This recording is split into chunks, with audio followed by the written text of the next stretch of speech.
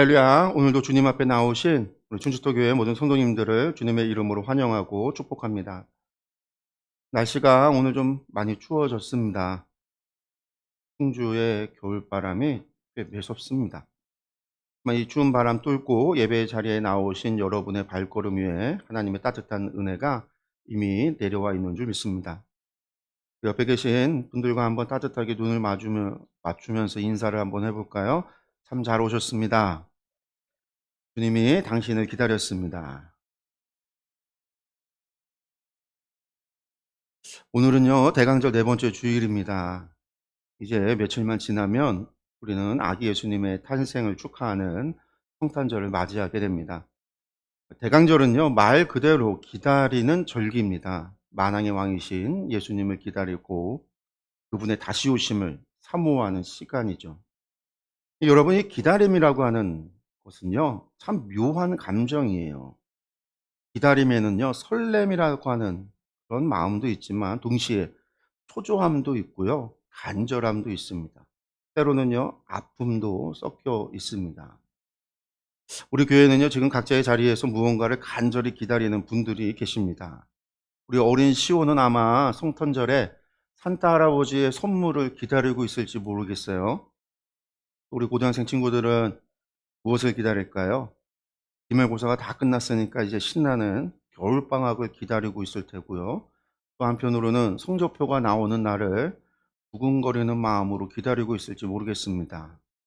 그리고 또 우리 고등학교 3학년 과정 다 마치고 이제 대학생이 되는 우경이는 뭘 기다리고 있을까요? 캠퍼스 생활에 대한 기대감이 있겠죠. 새로운 세상으로 나아가는 그런 설렘도 있을 겁니다. 그 새로운 출발을 우리 온 교회가 함께 축복하며 기다립니다. 근데 우리 성도님들의 마음속을 가만히 들여다보면은요, 마냥 설레기만 한 기다림, 그런 것만 있는 것은 아니에요. 어떤 기다림은요, 가슴이 저릿할 정도로 아프고 눈물겹기도 합니다. 우리 원사님 예배당에 오셔서 기도하실 때마다 아마 마음 한구석이 허전할 것 같아요. 왜냐하면 예전에 함께 예배드렸던 두 아들의 모습이 눈에 밟히실 겁니다. 언제쯤 다시 주님 품으로 돌아올까? 그런 빈자리를 바라보는 권사님의 기다림은 어쩌면 예수님을 기다리는 간절한 마음과 가장 닮아 있을지 모릅니다. 우리 집사님 가정도 마찬가지죠. 사랑하는 아내 또 아이들 함께 예배드리고 있지만 아직 하나님 알지 못하는 식구들 생각하면 마음이 무거워요. 그들이 구원받기를 간절히 기다리고 계실 겁니다. 우리 원로 권사님, 우리 자녀들 중에도 아직 신앙생활 하지 않는 자손들 생각하면 하나님 앞에 갈 날은 가까워오는데 마음이 급하기도 하고 또 안타까우실 줄로 압니다. 오늘 우리가 함께 읽는 말씀은요, 바로 그러한 기다림과 또 준비에 대한 이야기입니다. 우리는 무엇을 기다리고 있을까? 그리고 그 기다림을 위해 무엇을 준비하고 있는가? 라고 하는 질문을 오늘 말씀은요, 우리에게 던지고 있어요. 세상 사람들은요, 돈을 준비하고 집을 준비하고 노후를 준비합니다. 하지만 오늘 예수님은요, 우리에게 묻고 있습니다. 사랑하는 아들, 딸아, 너는 정말 중요한 것을 준비했느냐? 너는 너의 사랑하는 가족들에게 무엇을 남겨주려 하느냐? 오늘 이 말씀을 통해 우리의 아픈 기다림이 소망의 기다림으로 바뀌고 우리가 진짜 준비해야 할 유업이 무엇인지 깨닫는 은혜가 우리 가운데 있기를 간절히 소망합니다. 그런데 오늘 말씀은요, 지난주의 말씀에서 이어지고 있어요. 오늘 말씀은 아주 소란스러운 장면에서 사실 시작되고 있습니다. 바로 직전의 말씀에서 우리가 지난주 본 본문에서 무엇을 봤냐면요, 수만 명의 사람들이 예수님 주변에 구름대처럼 몰려드는 장면이었어요. 발 디딤 틈도 없는 그러한 그곳에서 예수님은 아주 심각하고 아주 중요한 말씀을 전했습니다. 하나님을 두려워해라. 성령님을 의지해라. 그리고 핍박을 두려워하지 마라. 그리하면 성령님께서 너희를 도우실 것이다. 이러한 영적인 말씀을 제자들에게 전했습니다. 그런데 오늘 말씀을 보니까요, 갑자기 정말 그 수만 명의 인파들을 해치고 한 남자가 예수님 앞으로 불쑥 튀어나와요. 그리고는요, 아주 이 엄숙한 분위기를 깨트리는 아주 뜬금없는 소리를 크게 외치고 있습니다. 13절의 말씀을 보십시오. 무리 중에 한 사람이 이르되 선생님 내 형을 명하여 유산을 나와 나누게 하소서 하니. 근데 여러분이 지금 이 장면을 한번 상상해 보세요. 지금 분위기가 너무나 안 어울리지 않습니까? 예수님은요 지금 영혼과 생명에 대해서 말씀하고 있어요. 제자들에게 앞으로 당할 그 박해와 고난 속에서도 성령님을 의지하고 두려워하지 말라고 하는 그런 영적인 가르침을 주고 있는데, 이 사람은요 갑자기 튀어나와서 하는 말이 선생님 저의 돈 문제 좀 해결해 주십시오, 이렇게 외치고 있는 거예요. 돈 문제 좀 해결해 주십시오. 근데 여러분들 사실 이 사람은요 지금 억울해 미칠 지경입니다. 아마도 부모님이 돌아가시면서 남긴 유산을 형이 혼자 다 차지했던 모양이에요. 아니면 동생에게 주어야 될 몫을요 형이 떼어 먹었는지도 몰라요. 이 사람 입장에서 보면은요 억울할 만하죠. 또한 이것은 율법, 정의의 문제이기도 해요. 억울함을 푸는 문제입니다. 그래서 당대 최고의 선생이시, 선지자라고 불리우는 예수님께 나와서 예수님 우리 형 좀 혼내주세요, 내 돈 좀 받아주세요 라고 요청하고 있는 거예요. 근데 여러분 이 사람의 요청 속에 숨겨져 있는 슬픈 현실이 보이십니까?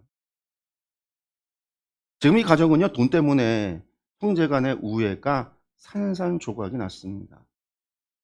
어릴 때는 한 이불 덮고 잠을 자고 한 밥상머리에 앉아 함께 밥을 먹던 형제였을 텐데, 부모님이 남겨주신 유산 때문에 지금은요 남보다 못한 원수가 되어버린 겁니다. 이것이 남의 이야기일까요?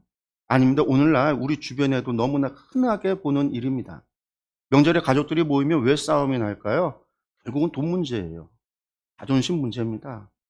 비교하는 문제 때문에 일어납니다.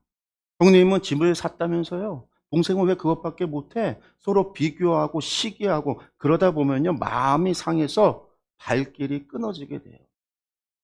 지금 예수님 앞에 나온 이 사람은요 예수님의 말씀을 들으러 나온 게 아니에요. 영적인 문제에 관심 없어요. 영적인 생명, 영생에 대해서, 영원한 생명에 대해서 관심 없습니다. 이 사람은요 오직 내 몫이, 내 돈이, 내 억울함에만 꽂혀 있어요. 예수님을 그저 내 재산 문제를 해결해 주는 그런 변호사, 해결사, 판사 정도로 취급하고 있는 겁니다. 예수님은요 그를 보시며 안타까워합니다. 14절에 예수님은요 이렇게 말씀하시죠. 이르시되 이 사람아 누가 나를 너희의 재판장이나 물건 나누는 자로 세웠느냐 하시고, 예수님은요 그를 다정하게 형제여 친구여 라고 부르지 않아요. 이 사람아 라고 딱 잘라 부르십니다.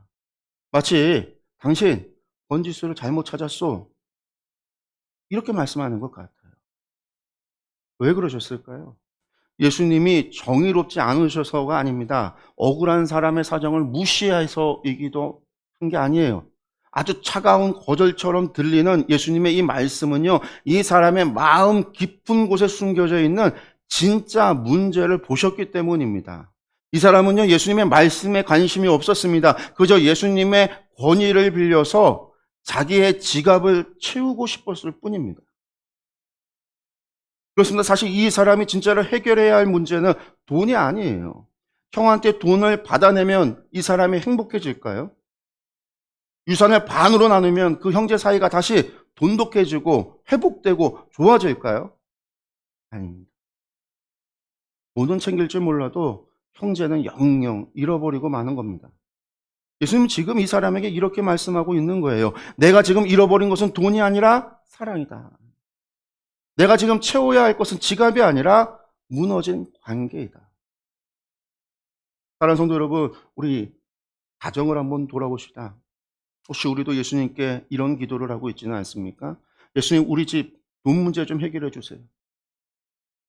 이번에 사업 대박 나게 해주세요. 우리 남편 승진하게 해주세요. 물론 여러분들 이러한 기도 필요한 기도이기도 해요. 하나님은 우리의 필요를 다 알고 계십니다.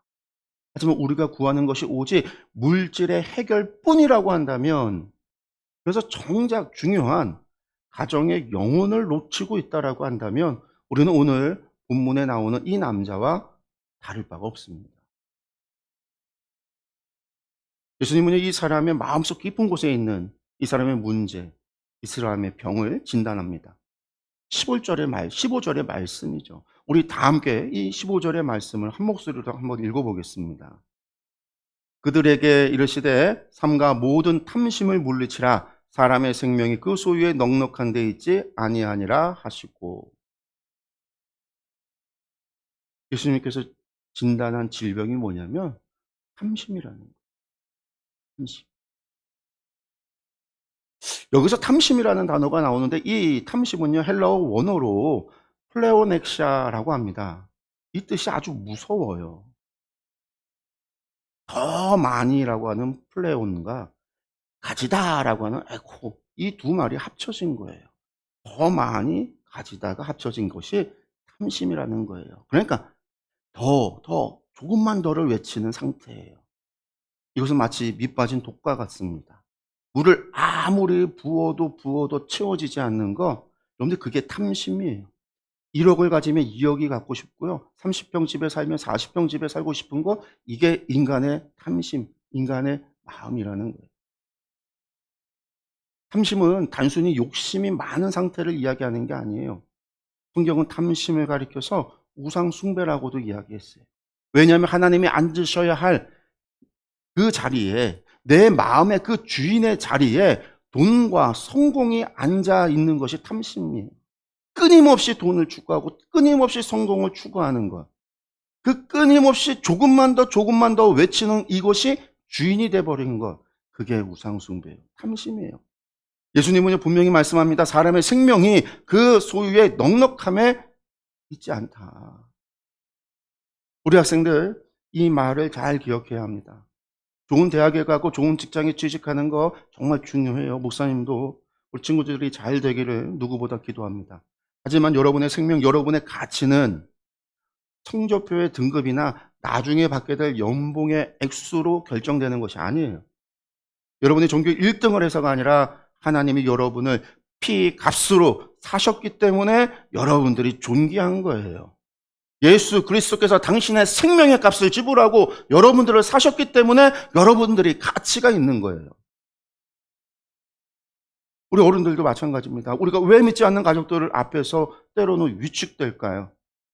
명절에 믿지 않는 친척들을 만날 때 그들이 너네는 교회 다니면서 왜 그렇게 사냐? 나는 교회 안 다녀도 이렇게 부자인데.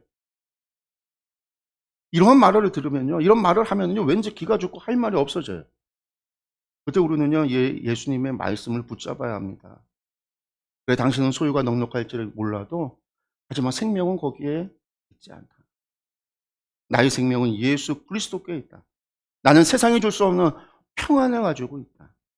이 당당함이 우리에게 있어야 합니다. 그래야 믿지 않는 가족들이 우리의 모습을 보고요, 도대체 저 사람 안에 있는 저 기쁨은 어디에서 오는 걸까? 저 사람 안에 있는 저 평안은 어디에서 오는 걸까? 궁금해하게 됩니다. 예수님은요, 탐심에 빠진 사람들을 위해서 한 가지 이야기를 들려주세요. 비유의 말씀을 하죠. 우리가 잘 아는 어리석은 부자의 비유입니다. 어떤 부자가 농사를 졌어요. 근데 그의 농사가 정말 기가 막히게 잘 됐습니다. 소위 말해서 대박이 난 거죠. 밭에서 곡식이 쏟아져 나오는데 기존에 있는 창고로는 감당이 안 될 정도로 엄청난 수확을 얻게 된 거예요.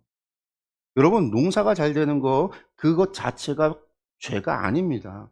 그것은 축복이에요. 그것은 하나님이 주신 복이고 은혜인 거예요. 우리 자녀들이 열심히 공부해서 대학에 합격하는 거, 우리 집사님 사업이 잘 돼서 돈을 버는 거, 다 하나님이 주시는 복인 거예요. 박수 받아 마땅한 일인 거죠. 그런데 이 부자의 문제는요, 풍년 그 자체에 있는 게 아니라 풍년을 대하는 태도에 있었다라는 거예요. 하나님이 주신 은혜요, 하나님이 주신 복에 대한 태도에 문제가 있는 거예요. 17절의 말씀을 보면 부자는 아주 심각한 고민에 빠집니다. 심중에 생각하여 이르되 내가 곡식 쌓아둘 곳이 없으니 어찌할까 하고. 근데 이 고민은요, 행복한 고민처럼 보여요. 그리고 그는 아주 스마트한 해결책을 찾습니다. 옳지. 낡은 창고 헐어버리고 거기다 더 크고 아주 튼튼한 최신식의 창고를 짓자. 그리고 거기다가 내 모든 곡식을, 내 모든 물건을 가득 채워 넣자. 여러분들 여기까지 생각해 보면은요, 세상적으로 보면 이것은 아주 지혜로운 재테크고요. 완벽한 노후 설계일 겁니다. 그리고 그 자신도 이것에 대해서 만족해요. 그래서 자기 영혼에게 다음과 같이 19 절에서 다음과 같이 선포합니다. 또 내가 내 영혼에게 이르되 영혼아 여러 해 쓸 물건을 많이 쌓아 두었으니 평안히 쉬고 먹고 마시고 즐거워하자 하리라 하되. 성도 여러분, 이 부자의 말 속에 어떤 문제가 있을까요? 성경을 자세히 들여보면요, 이 부자의 말에는요, 아주 무서운 특징 하나가 발견됩니다. 17절부터 19절 사이에 가장 많이 나오는 단어가 무엇인지 아세요? 바로 나와 내 것이라는 단어예요. 영어로 하면 I와 my, 이 두 단어가 가장 많이 나옵니다. 내가 곡식 쌓아둘 곳이 없으니 내 곡간을 헐고 내 모든 곡식과 물건을 내 영혼에게 이르되 네. 이 부자의 세상에는요, 오직 자기 자신밖에 없습니다. 하나님이 없습니다. 풍년을 주신 분은 하나님이신데 하나님 감사합니다라고 하는 말이 단 한마디도 나오지 않아요. 그는 자기가 잘나서 성공한 줄로 압니다. 그리고 이웃이 없어요. 창고가 넘치도록 곡식이 많다면은요, 아, 옆집 김서방네 흉년이라 들었는데 좀 나눠줄까? 마을의 가난한 가부들을, 고아들을 도와줄까라고 하는 생각을 할 법도 한데, 사실 유대는요, 이것이 율법으로 정해져 있는 거예요. 부자들은요, 가난한 자를 돕도록 법으로 하나님이 정해놨단 말이에요. 생각할 법도 한데 그는 오직 더 큰 창고만을 생각합니다. 근데 이 부자의 모습이 왜 슬픕니까? 그는 부자였지만 철저하게 혼자였기 때문입니다. 그 큰 창고는 곡식으로 가득 찼을지 몰라도 그 안에는요, 사랑이 없어요. 가족도 없습니다. 친구도 없어요. 나아가 하나님도 없습니다. 주님도 없어요. 시멘트 창고 속에 갇힌 고립된 인생, 그것이 부자의 실체입니다. 사랑하는 권사님, 집사님, 그리고 성도 여러분, 혹시 우리가 자녀들을 위해, 가정을 위해 준비하고 있는 것이 혹시 이러한 모습은 아닙니까? 내 자식 좋은 대학 보내야지, 내 노후 자금 마련해야지, 우리 가족 남부럽지 않게 살아야지. 물론 가장으로서 당연한 책임감입니다. 하지만 만약 우리가 그 과정에서 하나님을 잊어버리고 주변을 돌아보지 않는다면 우리는 결국 돈은 쌓았지만 자녀들의 신앙을 잃어버리게 될 줄 모릅니다.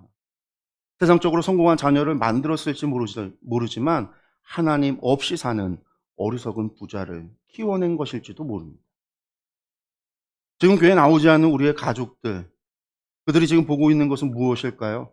혹시 그들도 세상 사람들처럼 더 큰 창고를 짓는 일에만 몰두하고 있지는 않을까요? 그런데 그것이 행복인 줄 알고 달려가고 있지는 않습니까? 그런데 그들에게 진짜 필요한 것은요, 돈이 아니라 그들의 영혼을 채워줄 예수 그리스도의 생명입니다. 부자는요, 자신의 생각을, 자신의 계획을 바라보며 흐뭇한 미소를 지으며 이제 내 인생은 행복해라고 외칩니다. 그러나 바로 그 순간에 예고 없는 불청객이 찾아오죠. 아니, 사실은 그 인생의 주인이 찾아오신 겁니다. 20절의 말씀, 우리가 함께 읽어보겠습니다. 하나님은 이르시되 어리석은 자여 오늘 밤에 내 영혼을 도로 찾으리니 그러면 내 준비한 것이 누구의 것이 되겠느냐 하셨으니. 하나님께서 그를 향해서 어리석은 자여라고 부르십니다.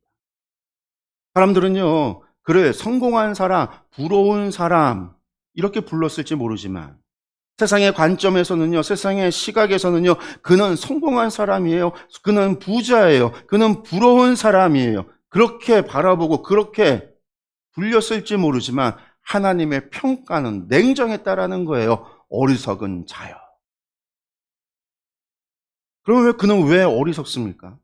근데 그는요, 한마디로 시간을 계산하지 못했기 때문이에요. 부자는 자신에게 여러 해가 남아있다라고 착각을 했습니다. 앞으로 10년이, 20년이, 30년은 떵떵거리고 살 줄 알았습니다. 하지만 하나님의 시간표는요, 오늘 밤이었다라는 거예요. 오늘 밤에 내 영혼을 도로 찾으리니. 여기서 도로 찾는다라는 말은요, 은행에서 대출금을 회수한다라는 뜻이에요. 부자는 자기 생명이 자기의 것인 줄 알았어요. 내 시간이고 내 건강이고 내 가족이고 내 소유인 줄 알았습니다. 하지만 하나님은 말씀합니다. 아니야! 그거 내가 잠시 빌려준 거예요. 아껴놓은 거예요. 그것은 내 것이야. 내가 주인이야. 이제 돌려다. 내가 도로 찾아가겠다. 성도 여러분, 여러분이 오늘 밤 하나님 앞에 서게 된다면 여러분이 평생 모은 통장의 잔고가 여러분을 변호해 줄까요? 여러분이 평생에 쌓아놓은 지식이 여러분을 변호해 줄까요? 여러분이 받은 학위 증서가 천국문을 여는 열쇠가 될 수 있을까요? 하나님은 물으십니다. 내 창고에 곡식이 많은데 내 영혼은 어떠하냐? 너는 나를 만날 준비를 했느냐? 너는 나를 만날 준비가 되어 있느냐라고 우리에게 물으십니다. 우리는 이 질문 앞에 겸손해질 수밖에 없습니다. 특히 연세가 드실수록 이 말씀이 더 깊이 다가오실 줄 압니다. 인생의 황혼기에 우리가 남길 것은 통장에 돈 몇 푼이 아닙니다. 자녀들에게 물려줄 진짜 유산은 하나님을 경외하는 믿음입니다. 예수님은 이제 마지막으로 이렇게 결론을 내립니다. 21절입니다. 자기를 위하여 재물을 쌓아두고 하나님께 대하여 부요하지 못한 자가 이와 같으니라. 아멘. 사랑하는 성도 여러분, 하나님께 대하여 부요하다라는 것은 무엇일까요? 헌금을 많이 하라는 뜻일까요? 아닙니다.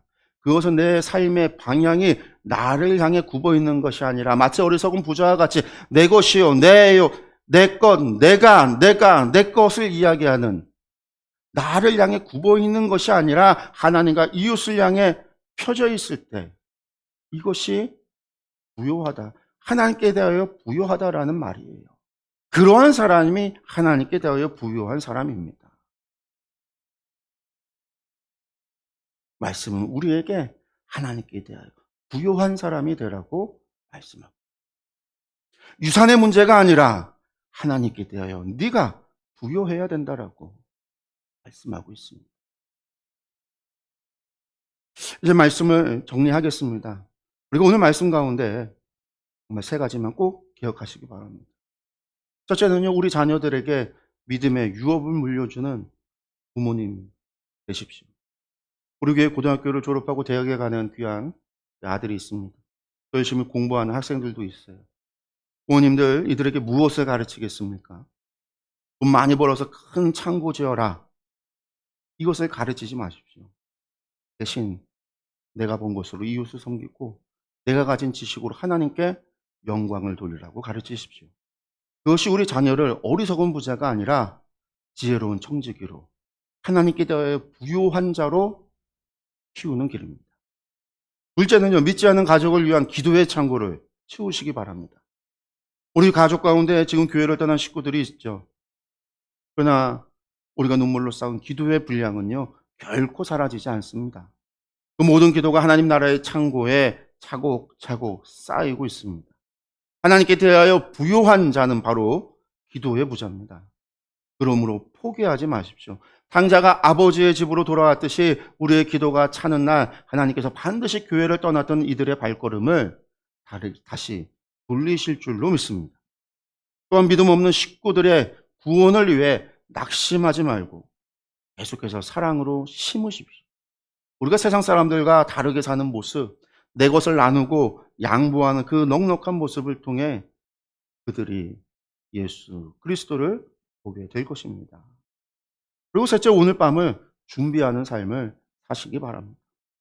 대강절은 오실 주님을 기다리는 시간입니다. 우리는 천년만년 살 것처럼 오늘을 허비해서는 안 됩니다. 오늘 밤 주님이 오셔서 우리를 도로 찾으실 때에도 부끄럽지 않도록 서로 사랑하고 용서하고 베푸는 삶을 살아야 합니다. 성도 여러분, 나중에 우리가 주님 앞에 섰을 때 주님께서 "너는 땅에서 무엇을 하다 왔느냐?"라고 물으신다면 이렇게 대답하기를 원합니다. "주님, 저는 큰 창고는 짓지 못했습니다. 돈도 많이 벌지 못했습니다. 하지만 제 자녀들에게 믿음을 심어주려 애썼습니다.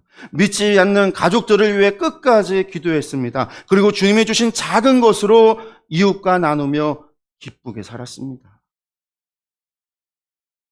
그때 주님께서는요, 우리를 안아주시면서 "잘하였다, 착하고 충성된 종아. 내가 지혜로운 준비를 했구나. 나와 함께 영원한 잔치에 들어가자." 이렇게 말씀하실 겁니다. 사랑하는 성도 여러분, 이번 한 주간 세상의 창고를 채우기보다 기도의 창고, 사랑의 창고를 가득 채우는 저와 여러분들이 되시기를 주님의 이름으로 축원합니다. 기도하겠습니다.